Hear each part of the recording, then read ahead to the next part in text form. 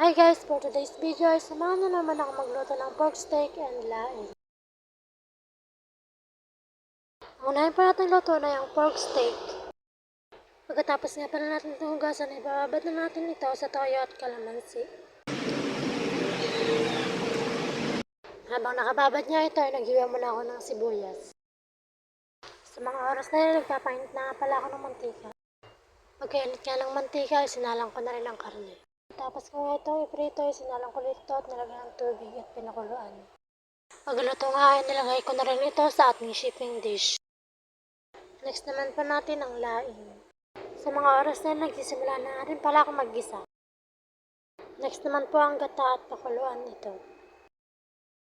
Pagkakulo nito ay next naman natin ang laing at pagkatapos ay haluin ito at pakuluan. Maya pa nilagyan ko na nga ulit ito ng gata at pagkatapos ay nalo ulit ito. Next naman po natin ang sili at pagkatapos ay haluin ulit ito.